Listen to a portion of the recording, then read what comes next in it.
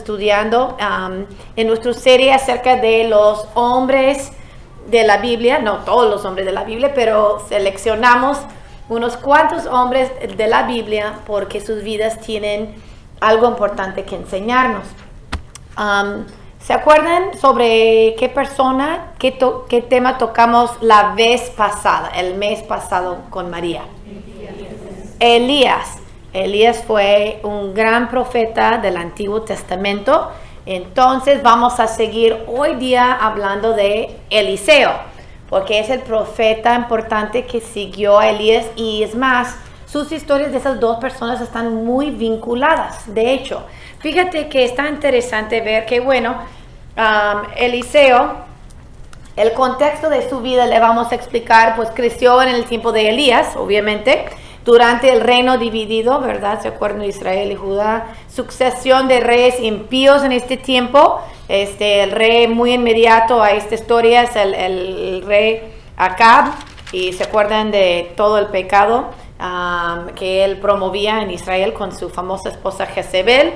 Entonces, habían muchos profetas y hijos de profetas en Israel en ese tiempo. No eran los únicos profetas, Dios había también puesto a otros, a personas fieles a su palabra, pero fue testimonio al pueblo de Israel y también en ciertos casos a gentiles alrededor del pueblo de Israel, y esas son una de las lecciones, las cosas básicas acerca de su vida. Entonces yo quería que viéramos primero el llamado de Elías, y primero, antes de ver eso del manto de Elías, vamos a ver un poco del trasfondo de lo que estaba pasando en la vida de Elías justo antes de que fuera llamado Eliseo a ser profeta. Es muy interesante porque Elías había ganado una batalla espiritual muy increíble cuando Elías estuvo con Acab y los profetas de Baal. ¿Se acuerdan la otra vez? Que tenía básicamente una competencia a ver quién iba a poner, a encender los sacrificios, llamando que desde el cielo Dios los prendiera. Y Elías decía, échenle más agua, y el Señor hizo consumir el sacrificio de ellos, pero los profetas de Baal, por más que cantaban y gritaban y bailaban y se cortaban y hacían de todo, no podían lograr ese milagro porque estaban sirviendo a un Dios falso. Entonces básicamente había demostrado Elías que el Dios Baal era un Dios falso y que no había por qué el pueblo de Israel tenía que seguirlo a él, que Acab y Jezebel estaban llevando al pueblo en la dirección opuesta a lo que tenía que ser. Y fíjate que Dios le dio una victoria increíble. Yo creo que todos escuchamos esa historia en la escuela dominical, si estamos en la iglesia de chiquitos, porque es una historia bien, bien padre, ¿verdad? Ver que Dios le dio victoria a Elías y no a los profetas de Baal en esta circunstancia. Entonces tú dirías, bueno, estaría muy feliz con la victoria que acaba de tener Elías, ¿verdad? Muy feliz. Pero fíjate que en vez de estar muy feliz, enseguida en 1 de Reyes 19 cuenta como Elías huye de Jezabel. ¿Por qué? Porque versículo 1 dice, Acab le contó a Jezabel todo lo que Elías había hecho y cómo había matado a espada a todos los profetas, además de humillarlos, los acabó.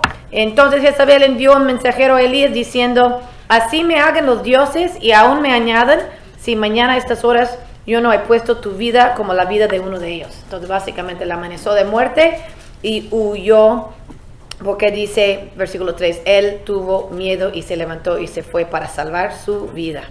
Entonces se fue huyendo. Entonces tú dirías que después de tal victoria, de ver cómo Dios obró, tendría mucha confianza en el Señor, pero ya como cualquier de nosotros también se sacudió con esa amenaza y se fue huyendo. Y muy interesante en ese mismo capítulo 19 más adelante, que versículo 9, ahí entró en una cueva y pasó en ella una noche. Aquí vino la palabra del Señor y él le dijo, ¿qué haces aquí, Elías? Y él respondió, he tenido mucho celo por el Señor, Dios de los ejércitos, porque los hijos de Israel han abandonado tu pacto, han derribado tus altares, se han matado a espada tus profetas.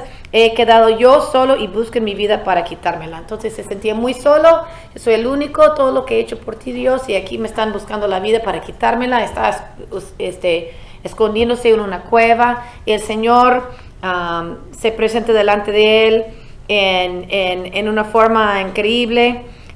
Hubo viento, hubo un terremoto, hubo un fuego. El Señor no estaba en ninguno de esos, y después un susurro de una brisa apacible. El Señor le habla personalmente y le consuela de todo eso. Y básicamente, para resumir ese pasaje, que es muy interesante leerlo y estudiarlo, básicamente le dice, aunque repite su queja, Elías todavía, después de todo eso, el Señor le contesta: ve y regresa por tu camino.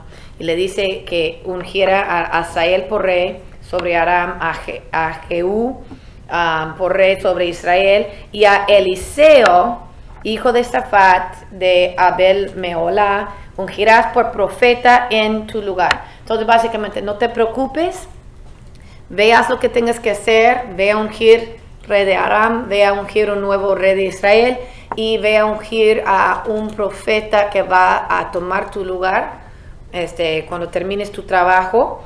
Y también le animó, versículo 18, diciendo: pero dejaré 7,000 en Israel, todas las rodillas que no se han doblado ante Baal, y toda boca que no lo ha besado.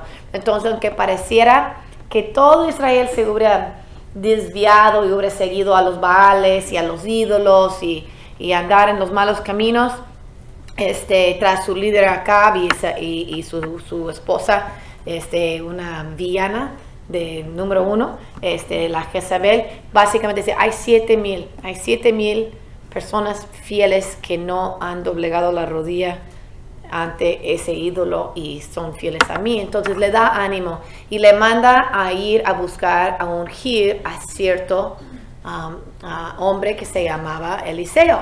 Entonces está interesante, porque de eso no sabía nada Eliseo, obviamente, porque dice versículo 19: y partió de allí y encontró a Eliseo, hijo de Safat, que estaba arando con 12 yuntas de bueyes delante de él, y él estaba con la última. Elías pasó a donde él estaba y le echó su manto encima. Qué curioso. ¿Qué vemos aquí? Ok, Eliseo está con sus yuntas de bueyes, está arando la tierra, es un granjero, pero no un granjero cualquiera. Yo diría que yo creo que es un hijo de granjeros ricos, porque para que ande con 12 yuntas de bueyes, como que excedió, ¿verdad? Usualmente con una yunta de bueyes ya con eso es suficiente, pero él hacía las cosas en grande, y el Señor le había bendecido, era un hombre bendecido, y al amor riquillo, y con 12 yuntas de bueyes andaba. Y fíjate que Elías nomás pasa por ahí y no le dice ni una palabra, nomás le echa encima el manto de su espalda, me imagino. ¿Y qué dices? Bueno, no sé si... Yo sé que en inglés, pero creo que también en español, cuando dice le pasó el manto, cuando le dices eso es como para decir le pasó el manto de liderazgo a otra persona. Y de allí viene esa frase, de esta historia bíblica, cuando decimos le pasó el manto de liderazgo, uno dice pues ¿qué tanto el manto de liderazgo? Como es una frase, es un decir, pero viene de esa historia, porque él llega y le pone sobre su espalda, quita su manto, como el que llegó, bueno, no creo que con flores, pero le quita su manto y le pone encima de Eliseo sin decirle una palabra, que está designándolo a él como que tú vas a tomar mi liderazgo cuando yo me vaya. Y fíjate que agarró la onda de Eliseo, que era algo muy significativo y muy importante. Dejando él los bueyes, corrió tras Elías, dice el versículo 20, y dijo: permíteme besar a mi padre y a mi madre, y entonces te seguiré. Básicamente sabiendo que su vida desde ese momento se había cambiado. Ya no iba a seguir arando con bueyes, aunque tuviera 12 bueyes, muy padre, pero ya no iba a seguir de simple granjero, sino que ahora hubo un llamamiento especial sobre su vida. Ya tenía otro encargo, otra misión que cumplir, y sabía que tenía ahorita que seguirle a Elías, y nomás quería despedirse de su familia. Y él le dijo, Elías: ve y vuélvete pues, ¿qué te he hecho yo? Como diciendo: ya me arrepiento, pobrecito, ¿qué te he hecho? sabiendo también la vida, lo duro que es la vida de ser profeta, ¿no? Como acaba de estar tan desanimado Elías después de vencer los profetas del Baal, pero huyendo por su vida, sintiéndose solo, el Señor le tuvo que animar. Pero fíjate, versículo 21. Entonces se volvió dejando de seguirle, tomó el par de bueyes y los sacrificó, y con los aparejos de los bueyes coció su carne, y la dio a la gente, y ellos comieron. Después se levantó y fue tras Elías y le servía. Entonces ahí sacrificando los bueyes, usando los mismos ayuntamientos y todo eso para hacer el altar y quemarlos y regalar su carne a la gente para comer. Era como decir, aquí se acabó mi vida de granjero, de andar con los bueyes, por lo menos con esos animales, con esa granja, con esta tierra, y sabía que tenía que seguir de ahora en adelante a Elías. Entonces, así fue. Bueno, entonces, vamos para atrás. Algo muy importante entonces es que vemos, después de su llamada, pasan varias cosas, pero si yo entro en detalle en cada suceso que pasa en la vida de Elías y Eliseo y todas las cosas milagrosas y todos los reyes, vamos a estar aquí toda la noche. Entonces voy a seleccionar unos ejemplos muy particulares para darles la idea, y les animo a que lean todo el recuento en primero y segundo de Reyes. Pero vamos a ver algo muy importante, es cuando vimos la vez pasada que se va Elías al cielo, y es una de las poquitísimas personas en toda la Biblia que no se ha muerto nunca, sino que se fue directo con Dios. Entonces, segundo de Reyes, capítulo 2. Vamos allí. Entonces, en lo mientras, pues seguía Eliseo sirviendo, aprendiendo, apoyando a Elías en sus últimos días de ministerio. Y llega allí, segundo de Reyes 2:1, y sucedió que cuando el Señor iba a llevarse a Elías al cielo en un torbellino, Elías venía en Gilgal con Eliseo. Y le va diciendo Elías a Eliseo, como en versículo 2, vive el Señor y vive tu alma. Elías dijo a Eliseo, te ruego que te quedes aquí porque el Señor me ha enviado hasta Betel. Pero Eliseo dijo, vive el Señor y vive tu alma, que no me apartaré de ti. Y descendieron juntos. Entonces, como que le fue diciendo a Elías, quédate aquí, yo tengo que ir más adelante. Pero Eliseo se pegó a él y siguió con él hasta el final, hasta llegar a ver que lo llevara el Señor.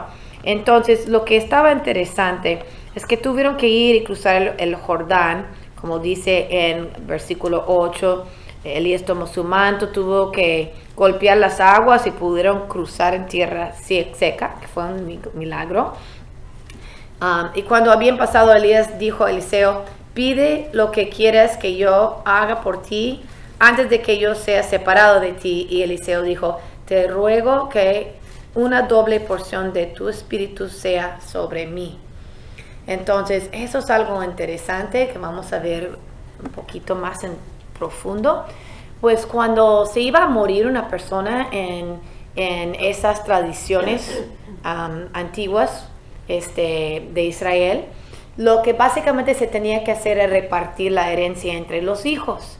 Pero al primogénito se le daba, ¿qué? Una doble porción.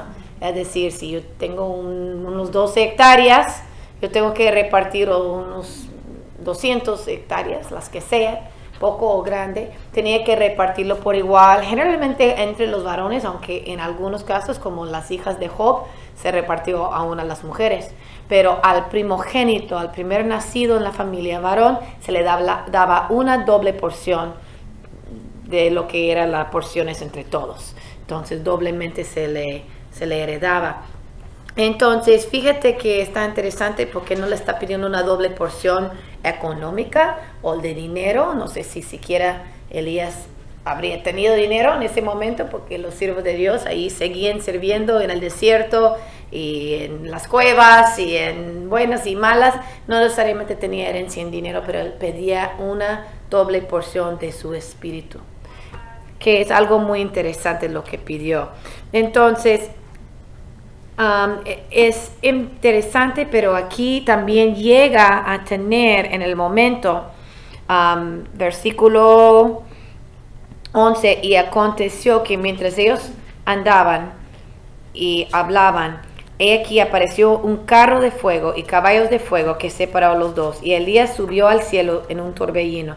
Lo vio Eliseo y clamó, Padre mío, los carros de Israel y su gente de a caballo, y no lo vio más. Entonces tomó sus vestidos y los rasgó en 2 pedazos, como en luto, ¿verdad? También recogió el manto de Elías que se le había caído y regresó y se paró a la orilla del Jordán. Entonces, cuando pasó eso, básicamente allí se quedó el manto, porque iba a pasar el liderazgo. Y Elías se fue directito al cielo con todo y zapatos, como dicen. Y se le quedó viendo Eliseo y se quedó con el famoso manto, porque ahora él iba a seguir en lugar de Elías como profeta de Dios, el profeta principal para el pueblo de Dios en esos tiempos. Entonces, quería comentar acerca de eso, de la petición, porque se me hizo muy parecido el pedido al pedido de Salomón para sabiduría. Porque fíjate que si se acuerdan del rey Salomón, ¿verdad? El hijo de David. En Primero de Reyes 3, 5 a 15 hay un pasaje muy interesante, algo parecido. Y básicamente sí se le concedió la petición a Eliseo, porque Elías le había dicho, si tú alcanzas verme cuando me vaya, se te será concedido, aunque sea cosa difícil. Y sí se le concedió porque pudo ser testigo de la partida de Eliseo y se quedó con el manto y Dios le bendijo con el doble porción de su espíritu. Pero fíjate que en Primero de Reyes 3, 5. Y en Gabaón el Señor se apareció a Salomón, de noche en sueños, y Dios le dijo, pide lo que quieras que yo te dé. Entonces Salomón dijo, tú has usado de gran misericordia con tu siervo David mi padre, según él anduvo delante de ti con fidelidad, justicia y rectitud de corazón hacia ti, y has guardado para él esta gran misericordia, en que le has dado un hijo que se siente en su trono, como sucede hoy. Y ahora, Señor Dios mío, has hecho a tu siervo rey en lugar de mi padre David, aunque soy un muchacho y no sé cómo salir ni entrar. Tu siervo está en medio de tu pueblo, al cual escogiste, un pueblo inmenso que no se puede enumerar ni contar por su multitud. Da pues a tu siervo un corazón con entendimiento para juzgar a tu pueblo y para discernir entre el bien y el mal, pues ¿quién será capaz de juzgar a este pueblo tuyo tan grande? Entonces, algo fue muy importante que el rey Salomón pidió a Dios sabiduría para desempeñar el encargo que Dios le había dado. No pidió para sí algo que fuera nomás de beneficio para él, sino pidió capacidad para ser de bendición para otras personas. Y se me hace que es lo mismo que estaba pidiendo el profeta Eliseo. ¿Por qué ocupaba una doble porción del espíritu de Elías? Porque Elías le estaba pasando el manto del liderazgo. Él iba a tomar el encargo de ser el profeta a Israel y necesitaba ser capacitado para poder hacer esta obra. Entonces, ¿cuántas veces le pedimos a Dios para cosas que son para nuestro beneficio? Un mejor trabajo, mejor salud, éxito en nuestro próximo proyecto o diseños que tenemos, algo que queremos empeñar, pero para nuestro propio beneficio. Y no necesariamente está malo.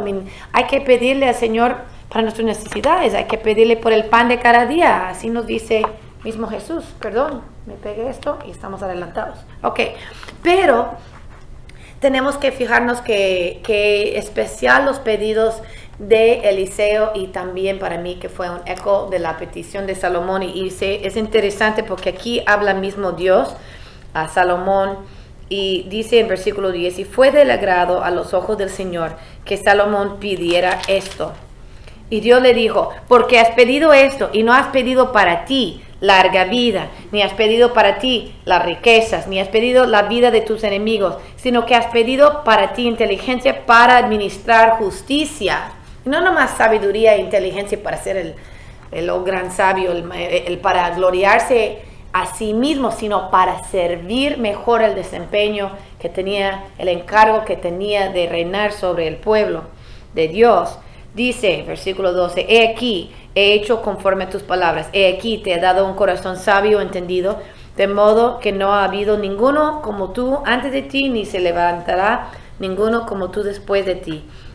También te he dado lo que no has pedido, tantas riquezas como gloria, de modo que no habrá entre los reyes ninguno como tú en todos tus días. Y si andas en mis caminos, guardando mis estatutos y mis mandamientos como tu padre anduvo, entonces prolongaré tus días. Entonces Dios le concedió su petición y le agregó todo lo demás.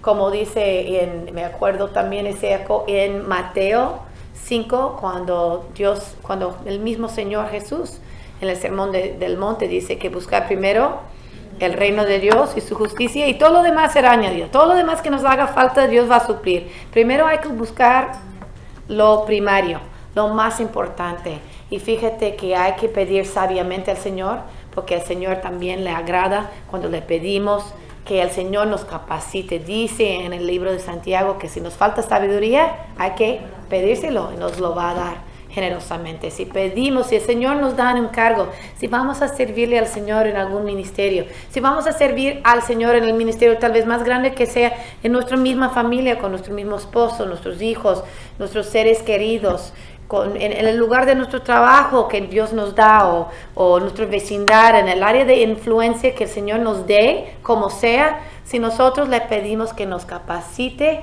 para ser de bendición para las personas a nuestro alrededor, para tener sabiduría de cómo llevarnos, cómo conducirnos, cómo ministrar, el Señor libremente nos la dará, al Señor le va a agradar. Es muy importante saber que el Señor no nos va a dar ninguna tarea, ningún ministerio, ninguna oportunidad de servirle sin también darnos la capacidad de hacerlo si nosotros somos sabios en pedírselo. Entonces él se los quería animar porque se me hace un buen punto de partida para la vida y el ministerio de aquí el profeta Elías. Entonces vamos a empezar a ver unos cuantos de los milagros que también hubo durante el tiempo de Elías. Yo me puse a anotar todos, y sí fueron como muchísimos. Entonces dije, bueno, tengo que elegir para también tener tiempo suficiente para hacer unos puntos tal vez más especiales. Vamos a ver, para empezar, saliendo de allí, toma el manto de Elías, y el primer milagro que vemos que hace Eliseo es lo mismo que hizo unos momentos antes de Elías. Lo toma, golpea las aguas y pasa en tierra seca el Jordán. Entonces ahí muy bien, allí ve y se encuentra con otras personas que dicen, mire, tenemos unas aguas malas, no potables, y él también les echa sal y los corrige y se purifican las aguas y ya es potable. Entonces ya empieza a bendecir la gente, ya empieza a ayudar. Y bueno, no pude dejar por lado esto porque ya ven aquí un dibujito, creo que como de la escuela dominical, acerca de algo que pasó, que está curiosito. Y pues aunque no es uno de los mayores milagros de él, pues creo que lo tengo que comentar, porque si no alguien va a decir, ¿y por qué no comentó de eso? Pero Segundo Reyes 2:15. Ups, ya me pasé para atrás.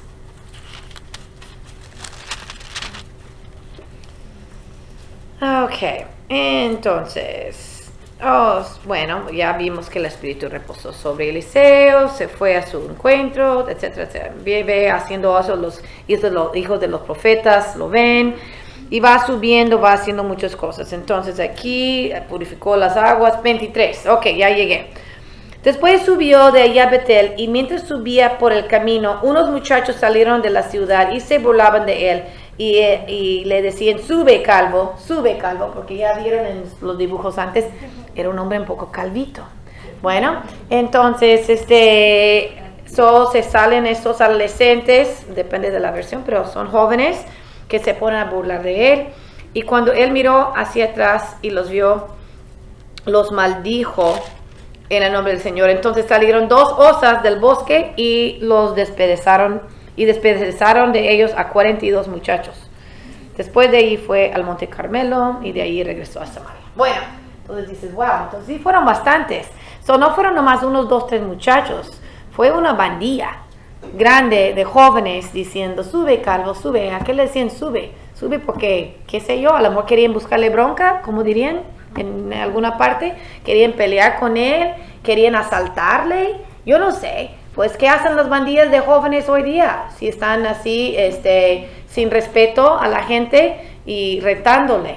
Entonces, yo he visto, cuando yo estaba haciendo un poco de investigación de eso, que hay muchos que hacen burla en internet de este cuento diciendo qué sangriente Dios tiene en la Biblia, de que cómo manda a matar a esos pobres muchachitos con unos osas que los despedazaron. Pero fíjate que también no sabemos bien el detalle qué intenciones tenían esos jóvenes, pero obviamente se estaban burlando del profeta de Dios, y no solo burlando, tal vez retando, tal vez amenazando. Y bueno, vemos que el Señor toma eso muy en serio. No importa tu edad, hay juicio. Y sí, la Biblia a veces es un poco severa en el juicio, pero ese incidente pasó en la vida de Eliseo. Yo creo que sí es importante mencionarlo, porque es algo que van a ver. Y me gustó el dibujo de la escuela dominical acerca de algo que pasó. Entonces, ahí empezó su ministerio, pero vemos que enseguida él empieza también a ser de mucha bendición para muchas personas. Uno de los milagros que más me encanta es el milagro de provisión para la viuda. Se encuentra en 2 de Reyes 4, 1 a 7. Dice, y una mujer de las mujeres de los hijos de las profetas clamó a Eliseo diciendo, tu siervo, mi marido, ha muerto, y tú sabes que tu siervo temía al Señor, y ha venido el acreedor a tomar a mis 2 hijos y para esclavos suyos. Y Eliseo le dijo, ¿qué puedo hacer por ti? Dime, ¿qué tienes en casa? Y ella respondió, tu sierva no tiene en casa más que una vasija de aceite. Entonces está interesante, porque aquí está una viuda fiel al Señor, que su esposo también era uno de los profetas, una de las personas que no se doblegaba la rodilla a los Baales, sino que seguía fiel al Señor, pero ya se había muerto. Y ya le dejó viuda con sus hijos, y ya estaba en deudas, como dicen, hasta las narices, y no tenía con qué pagarlo, no tenía trabajo, oficio, dinero, nada con qué pagarlo. Iba a tomar el acreedor a sus 2 hijos por esclavos, y es la única forma que ella podía pagar su deuda, y obviamente no lo quería hacer así. Entonces básicamente aquí Eliseo le dice, ¿qué es lo que tienes en casa? Y ella dice que un frasquecito de aceite, y si seguimos leyendo el pasaje, le dice, ve y pide prestado a todos tus vecinos y pídeles vasijas vacías en que puede llenar aceite. Y hizo el milagro de que cuando empezaba, dice, ahora toma, y empieza a llenar. Y empezaba a llenar una vasija y otra y otra y otra, y se seguía llenando todas. Y no se acababa el aceite, aunque venía de un frasquecito chiquito. Entonces, eso fue el milagro, y luego le dijo que fuera y que vendiera ese aceite. Y dice, entonces, vende el aceite, versículo 7, y paga la deuda, y tú y tus hijos podéis vivir de lo que quede. Entonces suplió para saldarse de la deuda, para que no le quitaran sus hijos, no los hicieran esclavos, y también para que sí tuvieran suficiente para seguir viviendo en el dinero que sobraba, que tenía que ser bastante. Fíjate que eso también relata para mí lo que es la verdad en Santiago 1:27, la religión pura y sin mácula delante de nuestro Dios y Padre es esta: visitar a los huérfanos y a las viudas en su aflicción, y guardarse sin mancha del mundo. Entonces es muy importante que el Señor se fija en las personas más necesitadas. El Señor dice que uno de los ministerios más importantes es ir a las personas más destituidas y ayudarlas. Y en el tiempo bíblico fueron las viudas y los huérfanos. Yo creo que no ha cambiado mucho en el día de hoy. también hay huérfanos, hay viudas, hay personas necesitadas en muchas formas. Y el Señor dice que eso es una función muy importante para nosotros que queremos demostrar realmente nuestra, como dice, religión pura y sin mácula. Realmente lo que es lo más puro es servir a esas personas. Entonces, fíjate que también pasó otro milagro muy importante y fue en 2 de Reyes 4, 8 a 17. Allí habla de Eliseo y la tsunamita. Entonces, 2 de Reyes, capítulo 4, versículo 8. Y aconteció, eso es la siguiente, aquí está, perdón. Y aconteció que un día pasaba Eliseo por Sunem, donde había una mujer distinguida, y ella le persuadió a que comiera, y así fue que siempre que pasaba entraba allí a comer.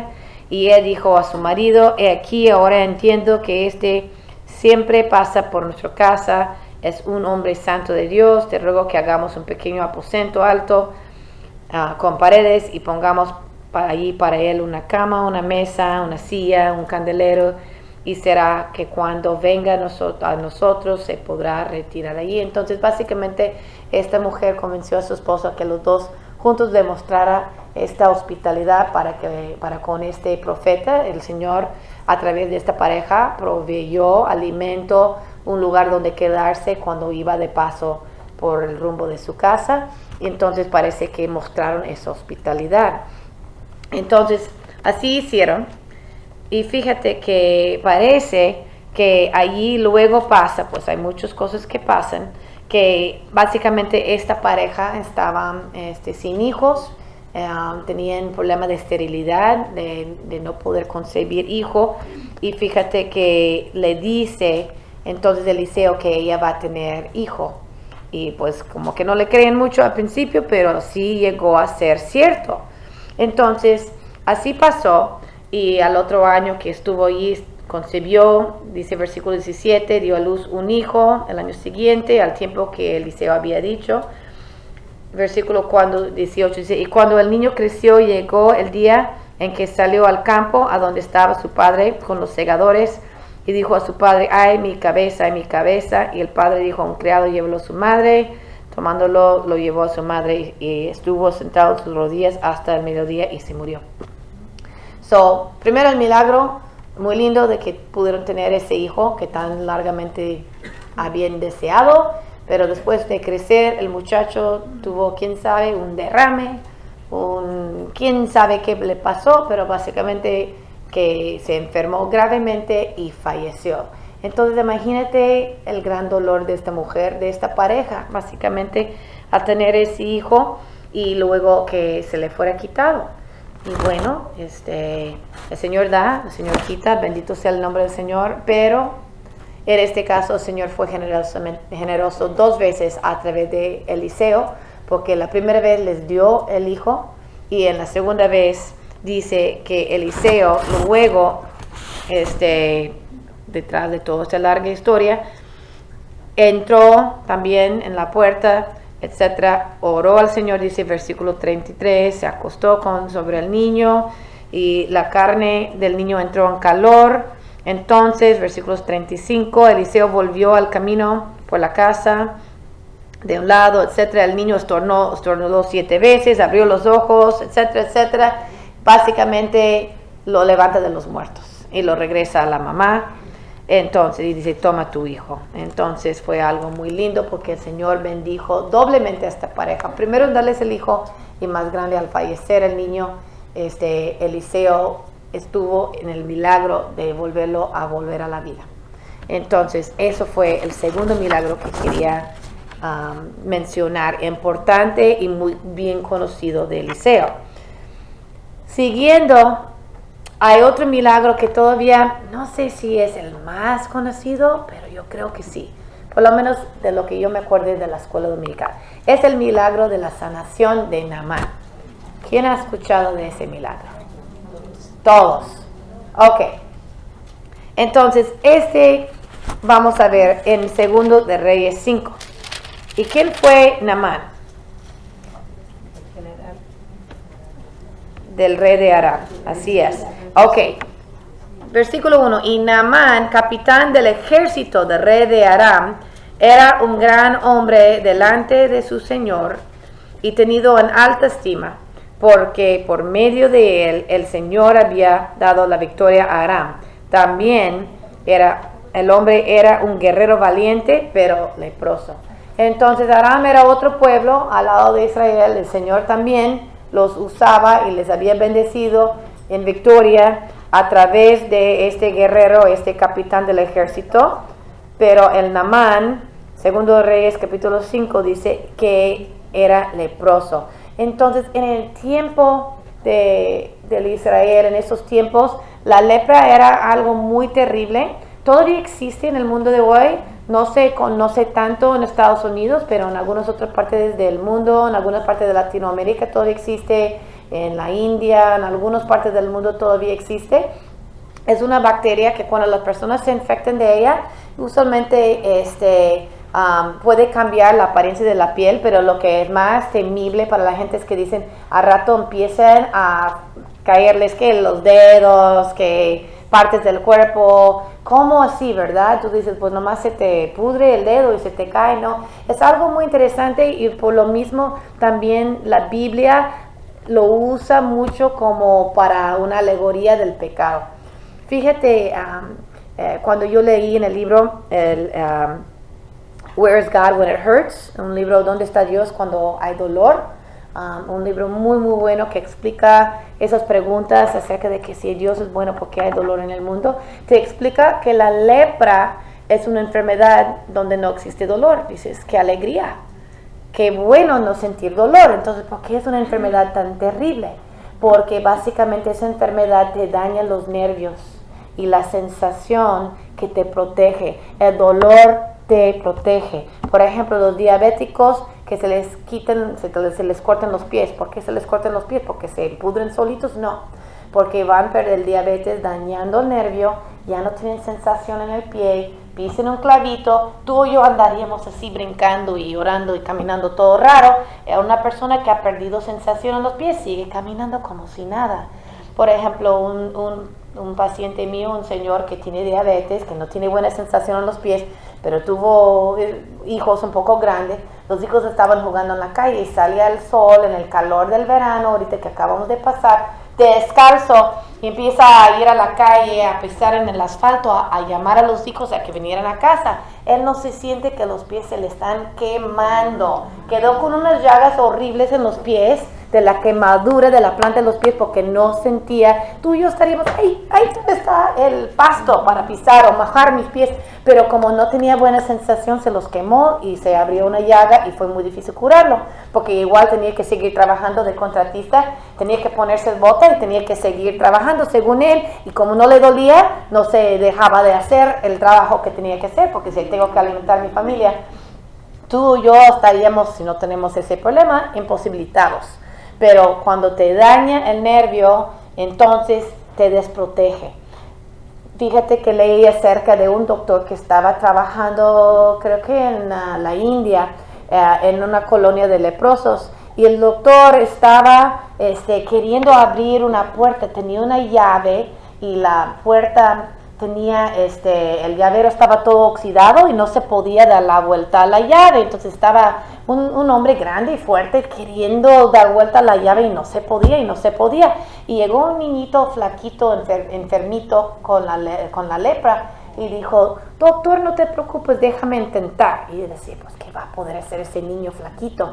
Y el niño flaquito agarra la llave y le da la vuelta y abre la puerta. Y el doctor, maravillado de cuán fuerte el niño, hasta que vio la mano del niño sangrando. Porque el niño, como no tenía sensación en la mano, dio con la llave, aunque le rajaba la carne, logró dar la vuelta a la llave. ¿Por qué no lo pudo lograr el doctor? Porque dio hasta cierto punto, no iba a partir la carne con esa llave para dar la vuelta. Pero el niño había perdido la sensación en la mano. Entonces así es la gente leprosa. Cuando se les daña el nervio, cuando no sienten dolor, hacen cosas, se queman en el fuego, se pisan un clavo, se lastiman, agarran llagas, de esas llagas entra infección, se puede pudrir, se puede hasta caer de gangrenosa la mano por la misma enfermedad que les dañó los nervios. Entonces sabemos que cuando nosotros tenemos el pecado bien arraigado en el corazón, nos volvemos insensibles, ¿verdad? Dios nos ha dado una conciencia. Es importante sentir el dolor. Cuando nosotros hacemos algo mal, cuando le decimos algo malo a alguna persona, cuando hacemos alguna maldad, cuando hacemos algo indebido y nos duele, qué bueno que nos duele, porque Dios nos está protegiendo contra el pecado. Cuando sentimos remordimiento, que gracias a Dios es una bendición. Gracias a Dios la tristeza que sentimos cuando pecamos, porque nos lleva al arrepentimiento, es una bendición. ¿Qué pasa cuando nos es cauterizada la conciencia?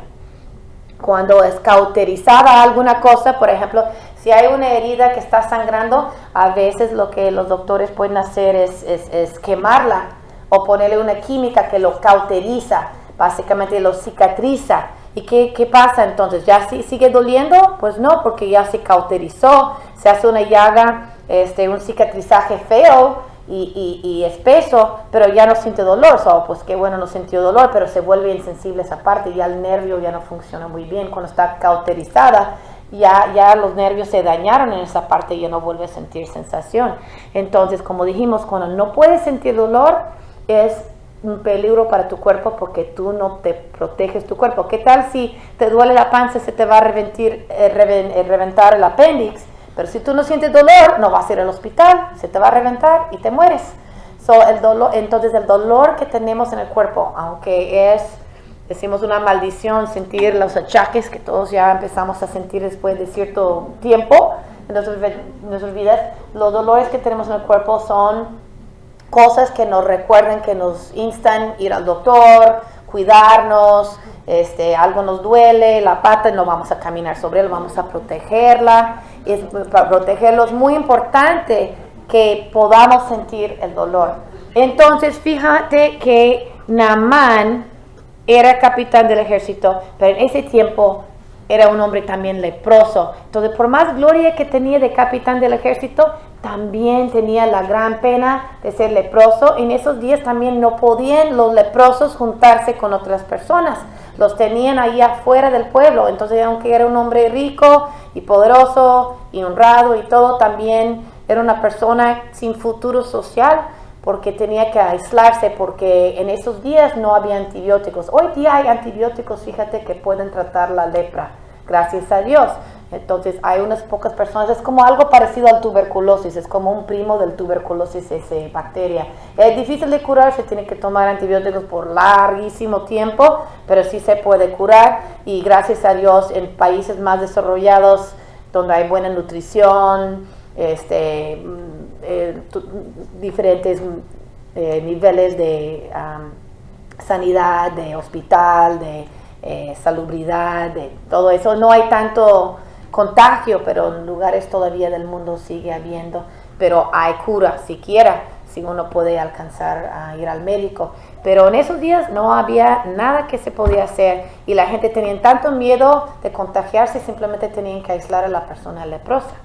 Bueno, eso es todo un rodeo para explicarle el trasfondo, que básicamente dice que habían salido los arameos en bandas y habían tomado cautiva a una muchacha muy joven de la tierra de Israel, y ella estaba al servicio de la mujer de Naamán. Y él dijo a su señora: si mi señor estuviera con el profeta que está en Samaria, él entonces lo curaría de su lepra. Y Naamán entró y habló a su señor diciendo: esto y esto ha dicho la muchacha que es de la tierra de Israel. Entonces el rey de Aram dijo: ve ahora y enviaré una carta al rey de Israel. Y fue y llevó consigo 10 talentos de plata, 1000 ciclos de oro, 10 mudas de ropa. Y le decía al rey de Israel en la carta: y ahora cuando llegue a ti esta carta, aquí verás que te he enviado a mi siervo Naamán para que lo cures de su lepra. Y sucedió que cuando el rey de Israel leyó la carta, rasgó sus vestidos y dijo: ¿acaso soy yo Dios para dar muerte y para dar vida? Para que éste me mande a decir que cure a un hombre de su lepra. Pero considerad ahora y ved cómo busca pleito conmigo. Entonces, cuando el rey de Aram le pidió al rey de Israel que le curara, dijo: carambas, Ese nomás lo dice para buscar pleito, porque ¿cómo voy a cumplir eso? Yo no soy Dios. Entonces vino Naamán con sus caballos y con su carro y se paró a la puerta, en la entrada de la casa de Eliseo. Y Eliseo le envió un mensajero diciendo: ve y lávate en el Jordán 7 veces y tu carne se te restaurará y quedarás limpio. Pero Naamán se enojó y se iba diciendo: he aquí, yo pensé, seguramente él vendrá a mí y se detendrá y invocará el nombre del Señor su Dios y moverá su mano sobre la parte enferma y curará la lepra. Entonces decía: ¿cómo así? Ni salió a verme, mandó un mensajero. Entonces, y no vino a hacerme una ceremonia, como hacen que los curanderos que pasan un huevo y quién sabe qué tantas cosas esperaba. Me imagino en esos días han de haber, tú sabes, que hacen una poción, una cosa o algo hará, ¿no? Algo de magia. Pero no le hizo nada, nada más le dijo que fuera a bañarse en el río. Entonces se ofendió. ¿No son el Habaná y el Farfar, ríos de Damasco, mejor que todas las aguas de Israel? ¿No pudiera yo lavarme en ellos y ser limpio? Y dio la vuelta y se fue enfurecido. Entonces se enojó muchísimo con ese trato. Entonces él bajó y, dice, 13, ese es el versículo clave. Pero sus siervos se le acercaron y le hablaron diciendo: Padre mío, si el profeta te hubiera dicho que hicieras alguna gran cosa, ¿no lo hubieras hecho? ¿Cuánto más cuando te dice: lávate y quedarás limpio? Entonces él bajó y se sumergió 7 veces en el Jordán, conforme a la palabra del hombre de Dios, y su carne se volvió como la carne de un niño pequeño y quedó limpio. Entonces eso es muy importante. Entonces fíjate que Dios no respeta a personas. Entonces, aunque fuera una persona muy importante, como que la acción de Eliseo dice: Dios no respeta a personas. Él ayuda igual a la pobre viuda que al rico Naamán, y la importante persona. Y no es que le va a dar un trato más especial por ser él el capitán del ejército. A la viuda le habló en persona, a Eliseo. A Naamán nomás le mandó un mensajero. Pero algo que muy interesante, que luego te voy a decir más adelante ahorita: si te hubiera pedido algo difícil, ¿no lo harías? Vamos a ver en la siguiente parte. Pero algo interesante es que luego trató de pagar Naamán a Eliseo, y Eliseo dijo no quiso aceptar ningún regalo. Básicamente lo hizo porque eso fue su encargo de Dios. Obviamente Dios le movió a hacer ese milagro, y no lo quiso hacer por ganancia personal. Pero tenía un siervo Eliseo que se llama Giesi. Giesi era un poquito más ambicioso, que digamos. Y cuando vio que Eliseo no aceptó el regalo y se fue Naamán sin leer todo el pasaje, básicamente te digo que Giesi se fue allí atrás de Naamán y dijo: siempre sí, dame el regalo para mi amo, pero queriendo quedarse con el regalo él mismo, ¿no? Enriquecerse. Entonces Naamán feliz: ok, aquí ten. Pero ¿qué pasó? No solo recibió el regalo, sino que después que llegó Giesi y mintió aparte, porque Eliseo le confrontó: ¿dónde has andado? Pues no le quería decir la verdad. Pues básicamente también se quedó con la misma lepra de Naamán. Entonces, como castigo. Entonces, muy importante que con qué motivo hacemos las cosas y las consecuencias del pecado, básicamente ahí lo vemos. Pero quería volver al punto: si te hubiera pedido algo difícil, ¿no lo harías? Bueno, para mí esto también habla de la salvación. Igual como la lepra puede ser un símbolo del pecado, y cómo es que el pecado nos cauteriza la conciencia y nos deja insensible a cuánto daño nos está haciendo el pecado, porque por el momento parece muy a gusto pecar, pero no nos damos cuenta que estamos dañando terriblemente nuestro mismo ser, y que después queda nomás puro pudrir y puro daño, y últimamente el infierno, apartado de Dios. Fíjate que cuando Naamán no quiso ir a bañarse en el Jordán, no porque era algo tan difícil, sino porque era demasiado fácil.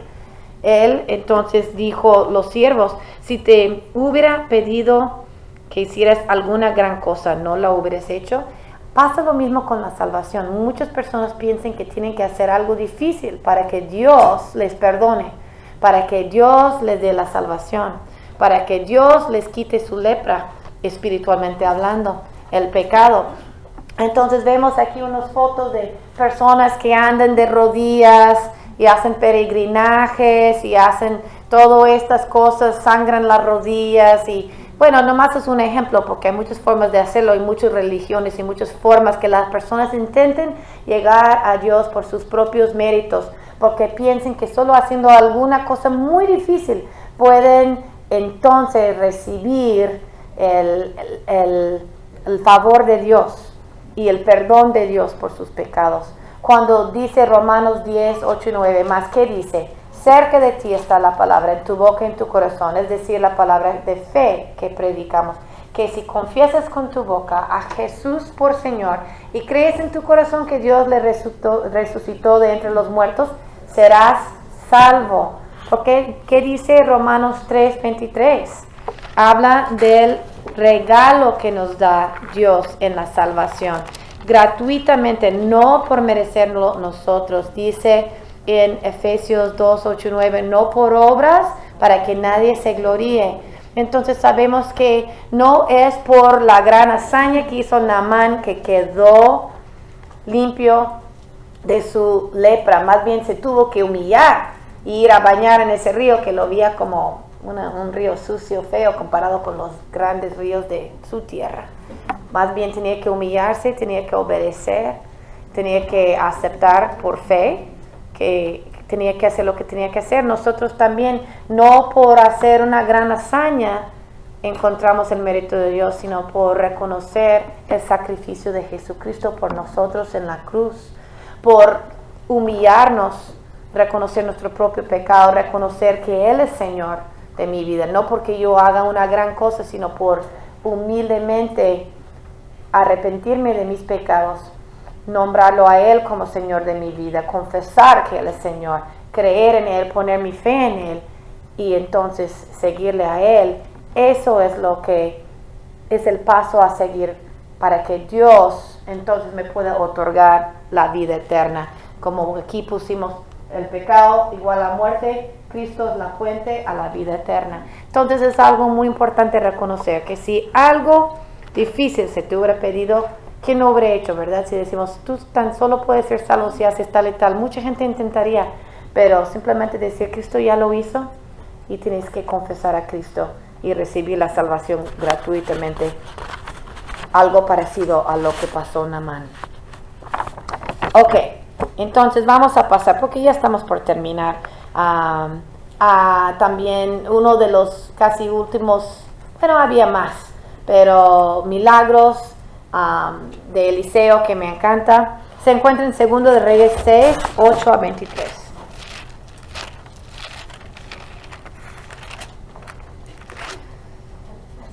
Segundo de Reyes 8 a 23.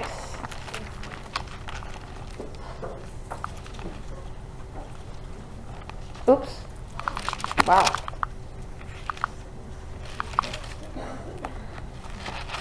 Ok.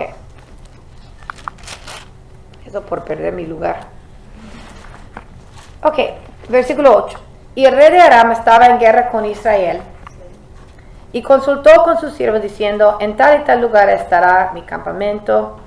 Y el hombre de Dios envió palabra al rey de Israel diciendo, guárdate de no pasar por tal lugar porque los arameos van a bajar allí.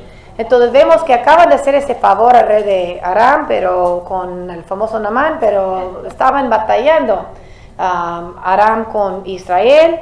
Entonces vemos esa situación. Versículo 10. Entonces el rey de Israel envió gente al lugar que el hombre de Dios le había dicho, así que al prevenirlo él se cuidó de ir allí, y esto no una ni dos veces. Y se enfureció el corazón del rey de Aram por este hecho, y llamando a sus siervos les dijo, no me vais a revelar quién de los nuestros está a favor del rey de Israel porque se imaginaba que había un espía que les andaba pasando pues la información militar. Y uno de sus siervos dijo, no, rey, señor mío, sino que Eliseo, el profeta que está en Israel, le dice al rey de Israel las palabras que tú hablas en el interior de tu alcoba. Y él dijo, id y ved dónde está, y enviaré a prenderlo. Y le avisaron diciendo, he aquí está en Dotán. Entonces envió allá caballos, carros y un gran ejército, y llegaron de noche y cercaron la ciudad para prender a Eliseo. Y cuando el que servía al hombre de Dios se levantó temprano y salió, y aquí que un ejército con caballos y carros rodeaba la ciudad, y su criado le dijo, Señor mío, ¿qué haremos? Versículo 16. Y él respondió, no temas, porque los que están con nosotros son más que los que están con ellos. Eliseo entonces oró y dijo, oh Señor, te ruego que abras sus ojos para que vea. Y el Señor abrió los ojos del criado y miró, y he aquí que el monte estaba lleno de caballos y carros de fuego alrededor de Eliseo. Entonces lo que me encanta es que aquí están enfrentando pues un gran ejército real de hombres, de carros y todo eso, y pues ellos pues sin defensa, y el siervo aquí temblando en sus botas a ver cómo le vamos a hacer. Y Eliseo le pidió para que le fueran abiertos los ojos a ver la realidad espiritual. ¿Y cuál es la realidad espiritual? Que la guerra no es de carne, ¿verdad? Y hueso, y carne es espiritual. Y el Señor tenía su ejército espiritual guardándolos. Y ahí sigue la historia que cuando descendieron los arameos, Eliseo oró al Señor y dijo, te ruego que hieras a esta gente con ceguera. Y él los hirió con ceguera conforme a la palabra de Eliseo. Entonces Eliseo les dijo, no es este el camino, ni es esta la ciudad, seguidme y yo os guiaré al hombre que buscáis. Y los llevó a Samaria, y sucedió que cuando llegaron a Samaria, dijo Eliseo, oh Señor, abre los ojos de estos para que vean. Y el Señor abrió sus ojos y vieron, y aquí que estaban en medio de Samaria. Cuando el rey de Israel los vio, dijo a Eliseo, ¿los mato, padre mío, los mato? Y él respondió, no los mates, porque ya lo tenían, pues ya básicamente llevó todo el ejército y ya los tenían en un lugar donde ellos ya estaban rodeados del ejército de Israel y bien fácil de presa. Entonces, básicamente le dice, versículo 22, no los mates, ¿matarías a los que has tomado cautivos con tu espada y con tu arco? Pon delante de ellos pan y agua para que coman y beban y se vuelvan a su señor. Entonces les preparó un gran banquete, y después que comieron y bebieron, los despidió y se volvieron a su señor. Y las bandas armadas de arameos no volvieron a entrar más en la tierra de Israel. Como dicen Proverbios, que cuando tu enemigo tiene hambre, dale de pan y echarás carbones encendidos sobre su cabeza, ¿verdad? Dale pan y dale agua cuando tiene sed. Entonces así fue, me encanta ese milagro, pero el punto que más se me hace increíble es cuando pidió para que el Señor abriera los ojos de su siervo para que se diera cuenta que lo que le daba valor a Eliseo era reconocer que no era contra carne y sangre y cosas físicas la batalla, sino que la batalla era espiritual y era del Señor, y por eso pudo actuar con confianza, porque el Señor los protegía en todo momento. Fíjate que dice en Efesios 6:12, porque nuestra lucha no es contra sangre y carne, sino contra principados, contra potestades, contra los poderes de este mundo de tinieblas, contra las huestes espirituales de maldad en las regiones celestiales. Por tanto, tomad toda la armadura de Dios para que podáis resistir en el día malo, y habiéndolo hecho todo, estar firmes. Entonces, ¿cuál es entonces la armadura de Dios? ¿Se acuerdan cuando tuvimos nuestro retiro el otro año? El yelmo de la salvación. Primero, ser salvos. Y luego la coraza de justicia, el escudo de la fe, la espada del Espíritu, que es la Biblia, el castelo del Evangelio del Paz, cinturón de la verdad, y orando en todo tiempo. Entonces es muy importante reconocer que igual como Eliseo pudo abrir los ojos del siervo, o más bien pedir que Dios le abriera para que viera que la batalla era espiritual y no nomás de carne y sangre. Ojalá también nosotros tengamos los ojos abiertos a esa realidad espiritual y nos preparemos también para el día de batalla espiritual. Entonces, para terminar, Todo esto hizo y más, y murió fiel a su llamado. Sin entrar en detalle, hasta en el último momento, cuando estaba enfermo en su lecho de muerte, pasaron un suceso de reyes, llegó el rey de Israel pidiéndole consejo, y ahí mismo también él le guió, le explicó qué hacer para tener victoria sobre el enemigo. Y se puede llegar a leer el pasaje en 2 Reyes 13, 14 a 20. No voy a entrar en detalle porque creo que allí lo vamos a dejar. Pero fíjate que se murió, como diría uno, con las botas puestas. En el servicio del Señor no hay jubilación, no hay retiro, no hay seguro social, sino tal vez cambie nuestro rol, ¿verdad? No andaba Eliseo para arriba, para abajo, ya estaba enfermo, estaba en la cama, pero el Señor todavía allí le dio oportunidad de hablar y guiar al rey, darle palabras de sabiduría, profecía. A una persona le puede tocar estar muy enfermo y no poder estar sirviendo en la iglesia como antes solía hacer, pero todavía puede orar, todavía puede apoyar a la obra de Dios en alguna forma u otra. Dios nos llama a su servicio y el servicio es hasta que el Señor nos lleve, como Elías, o hasta que también nosotros vayamos con Él en la muerte, como en el caso de Eliseo. Entonces, esta es mi petición para todos aquí y todos los que están en el internet, que Dios nos dé gracia en seguirle fielmente y servirle fielmente como el ejemplo de profeta Eliseo. Vamos a orar. Señor, te damos gracias por tu gran bondad, por tu misericordia en nuestras vidas. Te damos gracias por los ejemplos que has puesto en tu palabra, Señor, para aprender de ellos tantas lecciones tan importantes. Señor, primeramente pedimos, Señor, que podemos ser fiel al llamado con que nos has llamado, Señor, para recibir primero la salvación y luego servirte y seguirte todos nuestros días, Señor, como lo hizo Eliseo. Pedimos para el tiempo en las mesas, Señor, que sea de bendición y que tu nombre sea glorificado en nuestras vidas. En el nombre de Cristo, amén.